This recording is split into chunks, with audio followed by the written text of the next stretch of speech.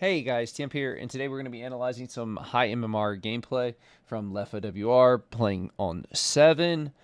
For those of you who do not know, my name is T-Hump. I'm a former Battle Royale player professionally for games such as H1Z1, and I was on TSM Apex Legends team. So what we're going to be looking at today is 7. He's going to be running a max 3 build. It's going to be based on around a lot of movement speed using Fleet Foot and Surge of Power, which you're going to apply to your 3. It's going to give you a lot of movement speed, as you'll see in the video to come. Let's hop into the game now. We're going to analyze his gameplay, analyze his early game, his mid game, his rotates, what he does right and wrong, and see what we can learn. So let's hop right into it. I'll be skipping a little bit every now and then, trying to get the video down to a more concise time. Obviously, we're just going into lane. The first thing we want to do is we know that we have 7 and Yamato going against Warden and Grey Talon. I think in this matchup early, it's going to favor 7 and Yamato. Yamato's right click with the grenades is very strong. 7 is going to have a stun early game. You can stun into a charged punch as well if you can stay on top of them. So let's see how the lane plays out early. You'll see here, very early on, just sitting all to the left, not doing anything. Takes a cast, doesn't do any damage. He gets healed by the creep anyways. And they're going to start pressuring. So, the first thing we see here, overextension by the Warden trying to punch this creep.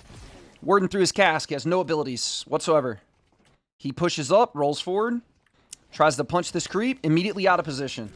We know that he has no Q, and the Yamato hit him in the air with his Q ability. Okay, so you'll see here, Yamato.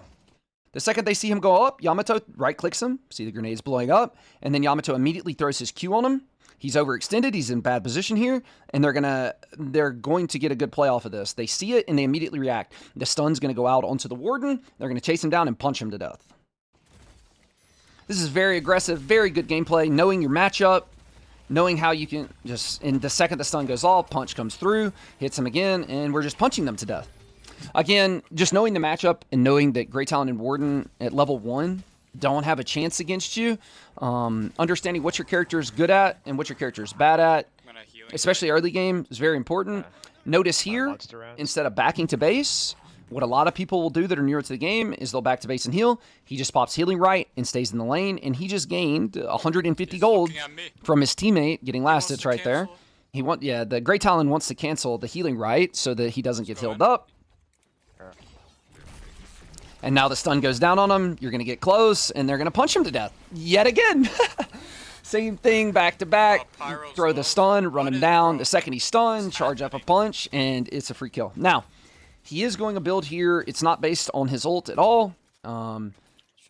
He is going a max level 3 build. So his 3 ability, he's going to be maxing that out. And he's going to be going a spirit build based around a Boundless Spirit and other items, which you'll see later. You can also check out the item build order that he goes into, when he gets what, etc., etc. This is just a laning phase, just last hitting and dying as much as possible. Let's fast forward. He goes and buys. He buys monster rounds. This is going to give him health. It's going to give him HP regen, and it's going to make him do more damage to NPCs. Okay, which is important on 7. Because 7 is a monster at jungle farming and farming lanes. It is one of the best things that he does. He goes Tesla bullets. Your bullets are bouncing around everywhere. You're really good at farming jungle neutral camps. And here we go. Okay, so this is a very good... let me rewind this and show you guys exactly how good this rotate is. They clear the wave, okay? The next wave is coming in right here, okay? And both of them see that this turret is being pushed by the enemy team. He is one-shot minions with punch. They see how far pushed up this guy is, and both of them immediately rotate. Hydration, the Yamato, actually rotates a lot faster and realizes this a lot faster than Leffa. But Leffa immediately follows him. And now 7 is really good at ganking because he has a free stun, right? Leffa actually makes a mistake here. Comes up. Actually, no, this isn't the one he makes a mistake. It's later in the game. Just throw the stun on him, and there's not really much you can do. 7 very good at ganking. The stun is guaranteed going to knock you down. Team can just chase you. Second you get knocked down, you're just going to get pummeled with damage from the 4 people in lane. Very good gank. And now they're immediately back in lane. They only missed 2 creeps there, because you see they got those 2 that came to the tower. So the enemy pushed the lane, but they still got back in time to get 2 of the CS as well. So very good min-max of their time, rotating, getting kills for their team, and now the team on yellow can get turret damage or whatever. Good. So now they are up 1.3k. There's nothing that the enemy team can do in this lane. He didn't have his stun up right there. Kind of bad timing, just not paying attention to your CDs. Something small. But if they would have waited for that stun to get up, they probably could have screwed the kill there. And now it's just taking the tower. You want to get down all your outer towers so that you can get a free slot. Here, they just overpush. Because they have such a lane advantage, they're playing aggressive into their tower, trying to take it down. Not aware that the Infernus, as you can see here, let's roll this. If you pay attention to your minimap, and also his teammates should be calling this out, the Infernus, you see him lean towards mid. But nobody on his team calls it, so he's not aware of it. He could be more aware, say this is like a professional scrim or something like that. He would be more aware of this. This would be called, and he would never get ganked here. But in pubs, you have to realize that your teammates do not have microphones, so pay attention to that. And he's just pushed up too far, him and his teammate not paying attention. Throws the stun on him, tries the ult, panicked a little bit. Again, this is not an ultimate build, so your ult is not really going to be used ever, okay? This 7 build is for your 3. It is a massive movement speed buff build. You're going to be running around like crazy. You're going to be lifestealing like crazy. Doing a ton of damage. Your wave clear is incredible because of your 1. Your ganking is good because of your 2. And your overall late game scaling is insane on this character because of his 3 and the movement speed that you're going to be going. So far he has improved spirit, healing right, and monster rounds. Just going to give him a little bit more damage. It's going to give him a little bit better push, creep killing ability, and sustain in the lane. Healing right also gives you movement speed upon cast. And now he pushes out blue, comes back to his teammate, and he has healing right to keep his teammate in lane as well, as his teammate is really low. Just coming back to his lane now, just going to farm. 2 yellow, 1 blue, 1 pink. Okay, now you see 5 people on the map. So you see all 6 on the map. You saw 2 here, 2 here, 1 here, 1 here. So we know that everybody is currently on the map. This turret's really low. We're getting ganked a lot, so we can just sit back at our tower. They're playing aggressive here. Just going in because they know they have more money. Again, you need to know your timings. 3.9k, 4.3k, 2.8, 2.5. They have a massive item advantage on this, so you can definitely play super aggressive here. Probably a little bit too aggressive for how hard they were winning the lane when you have a creep wave pushed into your tower. Misses the creep. Telling us 2 on them. They split damage at the start, so one of the bad things here is they always want to target the same person who has the stun on them because it's kind of a free kill. He puts the stun on Grey Talon, but Yamato goes on the Warden, so it's kind of a split battle, which leads to deaths here. Again, Infernus is hard focusing because he knows that they're pushing up so much to take this tower. He's going to continuously gank this. Parry doesn't go through. They get 1, which is good for 7, because again, 7's a late game scaling monster, but they end up dying 2 for 1 here, which is not good. They lost the 2v1. Let me go back and see. These 2 people are alive, and 2 of them are dead. So they actually got 2 kills for 1 death on the Infernuser. So not a good trade for them. They give up map pressure. Free farm in the lane. And now he's going to rotate to, where does he go here? He goes back orange, which I think is just probably the best rotate. The creeps are going to be pushing into your lane. And let's see, they're just farming. A little harass, just farming. Goes back and buys. First item, buy Tesla Bullets. Now, Tesla Bullets is going to allow you to Omega farm. He buys, he knows he has a power spike, immediately rotates, throws the stun down on Wraith. Now, there is a minimal mistake here. He ganks and he puts down his stun on the Wraith. And instead of waiting for the stun to go off before he puts his 1 ability down, he throws it too early, which loses him a lot of damage. So he throws his 1 ability right there, but the Wraith isn't stunned yet, so it's not going to do much. Okay? See, the Wraith still isn't stunned. The Wraith is trying to get behind cover because he knows the stun's about to go off. You do not want to be out in the open because you will get pummeled with damage, okay? So the Wraith makes a good play here. Gets behind the wall. And Grey Talon just in the air, pumping damage into him this whole time. So you got a 1-for-1 trade so far, but you do have 3 people here. 2-for-1 trade. This is a very good gank. Even though he did die, he misplayed it a little bit. It's still going to allow him, just because his teammates were there, to pick up map pressure and get the pressure on the turret here. Why are we even in gold? So again, you need to understand that these ganks are not just getting kills. These ganks are providing other Like, it's actually bad access. winning How do I games explain it? too hard. When you get a kill, you want to get an objective off of it. You want to get a tower, because these 4 outer towers are very important to open up these slots, correct? So you don't want to just get a kill that doesn't lead to anything, right? So anyways, he goes pink here. Lane was getting pushed. Maybe he could get a kill, but it's against Pocket. Pocket is very good against 7. He just goes into suitcase, dodges your stun. He can get away very easily just by cloaking and satcheling. Very hard Kira to gank if his cooldowns are up. All right, so now he pushes out the lane. And again, 7, very good at jungle creep clearing because you're going to be leveling up your 3.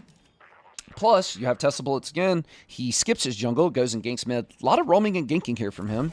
Throws down the sun on him. There's nothing Vindicta can do. If Vindicta goes into the air, and Vindicta goes in the air, he's just going to get stunned out of the air anyways. Pretty free gank there. Not really much Vindicta can do. Again, 7 stun, very powerful. And now he's going to buy Soul Shredder Bullets, correct? Yeah, so Soul Shredder Bullets are going to increase your healing by 20% on the target that you're shooting. It's also going to give you a 10% magic damage amp on your ability. So your 3 and your 1 are going to be doing more damage, okay? Now here, this is really bad macro play from his teammates. So you're in a 2v3 here. I believe we saw 3 people here. Pushing your Orange Walker this far up.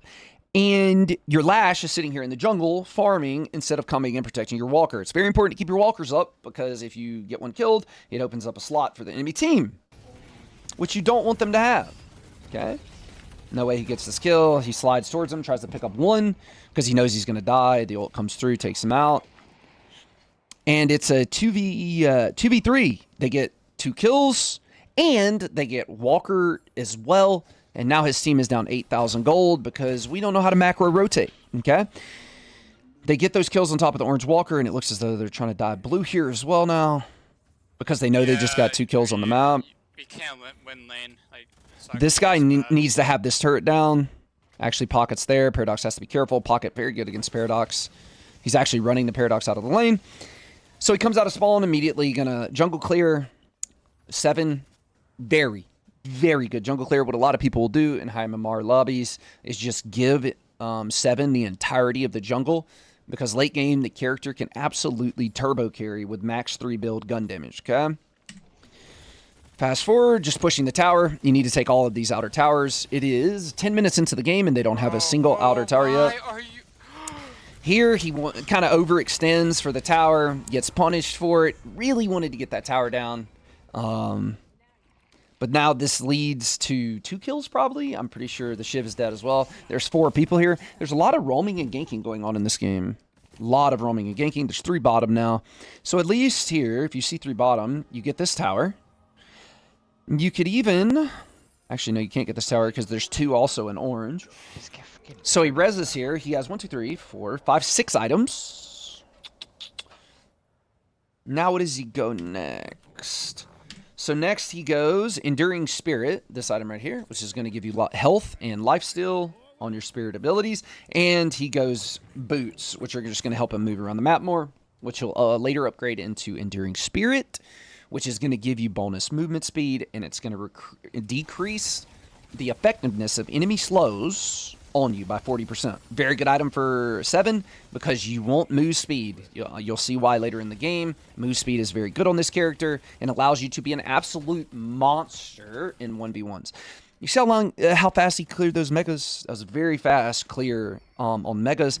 I mean, Pocket personally, Pocket's not doing megas anywhere close. Pocket's probably still doing the mega creep spawn right now if I was doing this 11 minutes into the game, okay? So again, just getting as much farm as you can. Nothing really going on. He clears out his lane. He pushes it up as much as possible, and then immediately rotates to get jungle camps.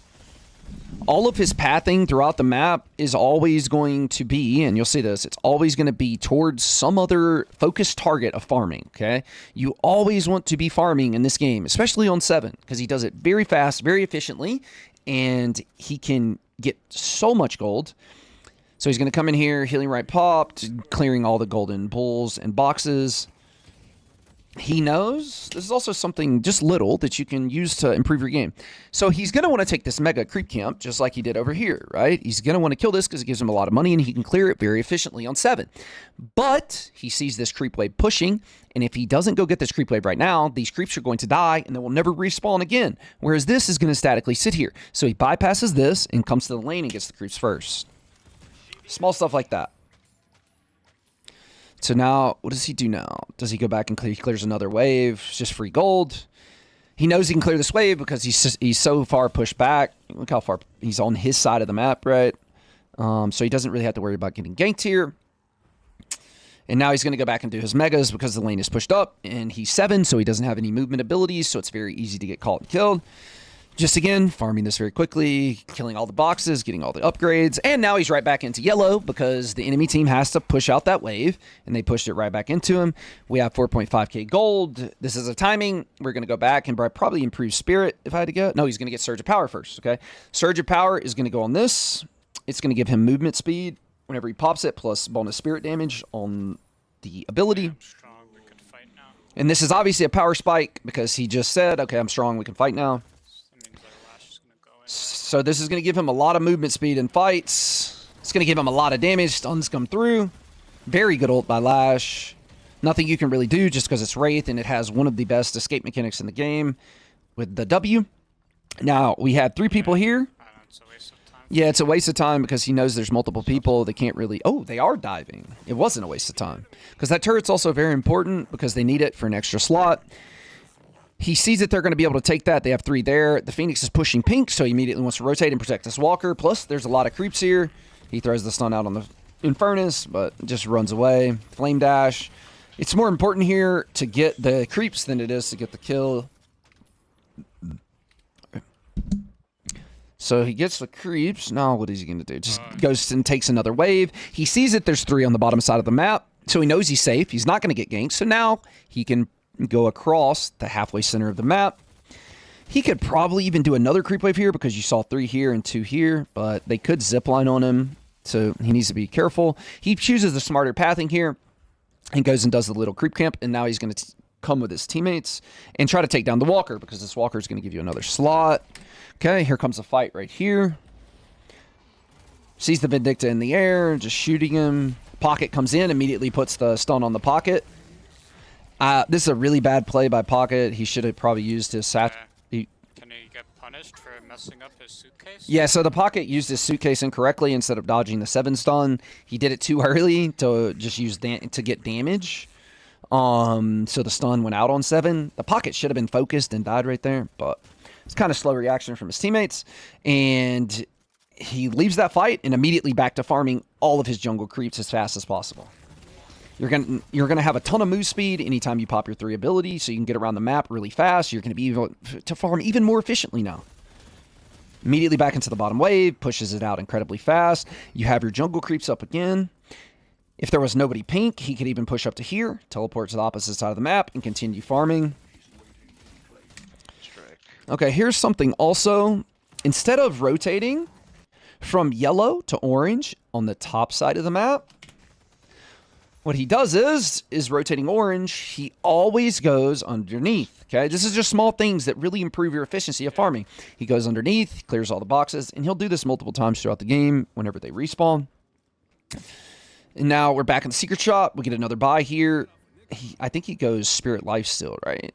Probably needs Spirit Life still here for the sustain in the fight. Yeah, okay, good. So he goes Spirit Life still here and improves Spirit. Another power burst or another power spike. Throws the stun on the Infernus. Infernus doesn't have Flame Dash. GG, you're dead. And also, Lepa knows very well that this is a power spike for him, yeah. So he really wants to play aggressive here because nobody can really duel It's him crazy because going to 5 people. unless Pocket gets his ult off on him. So But I don't know if Pocket ults him many times this game. Just going back bottom, how fast you clear waves is incredible. Knows he can get another wave because there's 2 people already dead. Pocket really is... He's 4k gold behind him, so you need to be aware. Like, this Pocket... fuck the vertical. So he knows that he's really far ahead of this Pocket. This Pocket can't do anything to him. Again, just a little thing right here. If you are a 7 player... fuck the vertical. He throws his stun on him. Always wait for the stun to go off. Stun goes off. He pops his 1 right on top of him. This ability right here. Infinite damage. Free kills over and over and over. If you're just patient, wait for the stun, throw it down on him. And with this build, you're doing so much movement speed. With this, and Fleetfoot, you are going to be moving incredibly fast. You can chase down anyone in the game. Maybe except Pocket that has warps on or something like that. You are incredibly mobile. Here, just going back, farming the slots. Right after slots, sees the wave is pushing. Pushes this lane out, and then I'm guessing goes yellow? Or is he going to back? What is he going to do here? I would personally go yellow here. I would kill the creeps, go yellow. But maybe he's worried about his pink or purple. I don't know if you're colorblind or not. Maybe he's worried about the Walker getting pushed. He goes Leech here, which is going to give him an insane amount of lifesteal because we're stacking Leech with Enduring Spirit, with Spirit lifesteal, these items. It's going to give him something like, I don't know the exact numbers. I'd have to do math, and I'm from Mississippi, so it's very hard. Just watch his HP and how much he's healing. So you have insane sustain in the fights. You have a reliable stun. Your 3 is going to make you a turbo 1 versus 1 dueler. Nobody can get away from you once you get Fleetfoot. He does not have Fleetfoot right now, but he will be getting it shortly. Let's do mid-boss. Mid-boss call here. Nothing they can do about it. They have 2 people dead. They don't have Abrams and Kelvin. Abrams and Kelvin are both S-tier heroes in my opinion because they have so much control around mid-boss. Mid-boss is very, very powerful. He tried to go for it. Not much you can really do. I mean, the Warden's not very good at all. He's just going to get stunned, CC'd. And now you have a massive flip in gold. Now we have a 5k, if you can see at the top, 6k gold advantage from taking that fight and then getting mid-boss. And now we can put pressure around the map on all of their walkers because we have Rejuvenator and they do not. So if they fight us here, and even if they go 4 for 4, say they kill 4 of us and we kill 4 of them, it doesn't matter. The Rejuve is going to make us... I don't know what this Pocket is doing. The Rejuve is going to make us respawn faster. So we're going to be able to get back on the map while they're still respawning, and we can take walkers and turrets there. I think he dies here. It's kind of unlucky, bad position that you can do about it. He wanted to turn, but Infernus does too much damage and locks him down with a stun, so he can't continuously alt attack. Free kill for Infernus, and now he comes back into the game after respawning, and immediately back to farming. So fast at doing jungle camps, incredibly efficient again. Throw down the 1 on them, absolutely eats. 200, that's like 3, that's like 900 gold right there.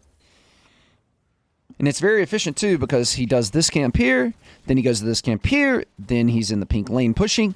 He could even push this lane out, grab Urn, rotate blue, get blue farm, and then push Urn across the map if he wanted to.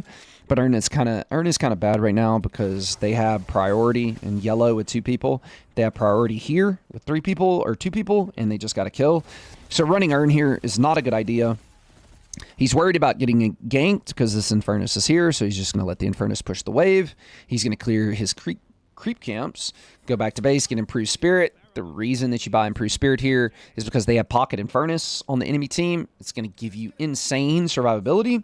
It's a 45% reduction from Spirit damage, and he's also going to get Enduring Speed. Enduring Speed is an item that a lot more people need to get, okay? It's going to give you 40% reduction on enemy slows. It's going to give you more movement speed. It's going to give you more sprint speed. So when you're out of combat, rotating around the map, you're going to be able to do it more efficiently. Look how fast he's already moving, okay?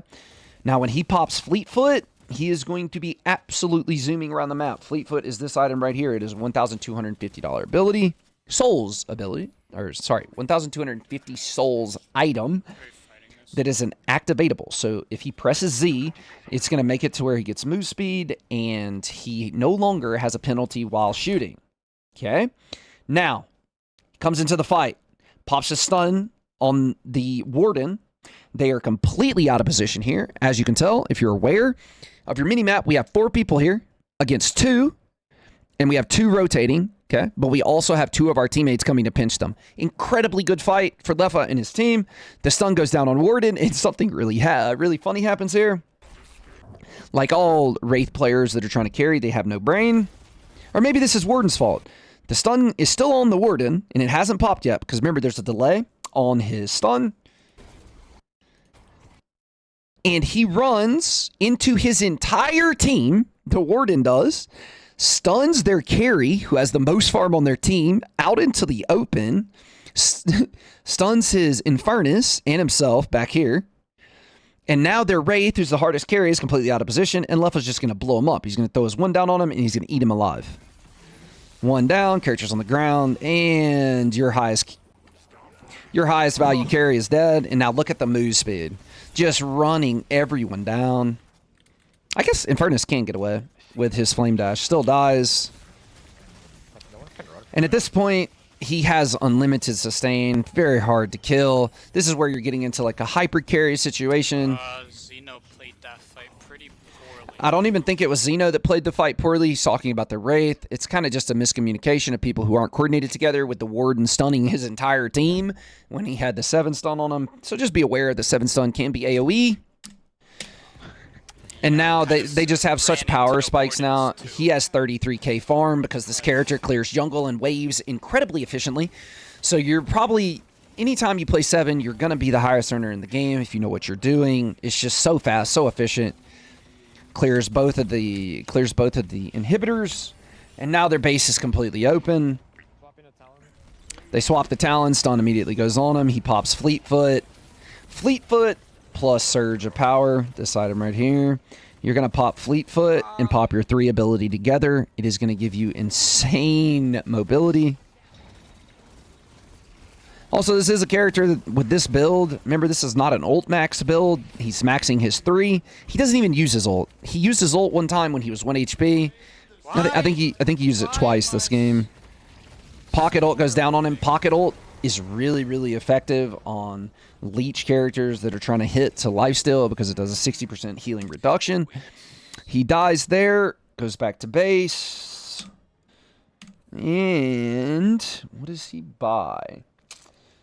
He does not buy anything. He buys reach, I think. I think that's all he bought was improved reach, which is going to improve the range on his stun so he can get it on people easier. And it's going to improve the range on his 1. Now he goes back and buys Boundless Spirit. This is just going to give him plus 60 spirit power, which are going to make his abilities hit harder. Oh. Extremely harder. And he gets Escalating Exposure. Escalating Exposure is when you do damage to someone with spirit damage, their spirit resist is going to be reduced. So you're going to be able to get through. So if people have improved spirit armor, you're going to be able to get through some of that, 6% of that. So it just helps you get through spirit armor and stuff like that. Break through their resist so that you can actually deal damage to them. Please, man. Now let's see. Throws the stun on Great Talon. As you can see how fast he's moving. Runs down everyone. Really good positioning by the Great Talon. Please, man. He gets trapped by the Great Talon. Pops ult. Highly irritated. Getting slowed. Getting disarmed. That's 100% worth. Getting stunned by Great Talon with his ult. But finally kills him. He says that worth, but I don't really know if it's worth to kill the 27,000k net worth Great Talon when you were a 40k net worth 7. But at this point, he's so far ahead. He's so farmed compared to the enemy. The only one he has to really worry about is Wraith, and he's still up 4k on Wraith. So probably not the best death there, but you can tell whenever your good players get this farmed, they want to like make plays. We want to record TikTok clips, right? We want to record YouTube content. That's what we're doing. So now he's going into blue lane. Probably should have went orange here, just because Are they up or down? just a little min-maxing. Could have went orange here because the zip line is longer compared to blue, so he can get to his team faster and help. Just a little thing to think about. You notice every time he gets into a 1v1 duel, he's immediately going to pop Fleetfoot and his 3 ability together. So let's watch it whenever he goes in on the pocket. The pocket is moving off to him right now. He sees this on his mini-map. Pops Fleetfoot, pops his 3, pops stun on him. Pocket uses his suitcase again too soon. Doesn't dodge the 7 stun. And now he's just eating everyone. Pocket's on top of mid. So much damage. I mean, he insta-kills that guy with this build. Like, obviously you need to be able to aim, okay? But the movement speed, ooh. He surges of powers, gives him more movement speed, improved reach, allows him to put the stun on him, that Pocket from that far away. And now he's in a 1v1 against, well, it was actually 3 people hit him.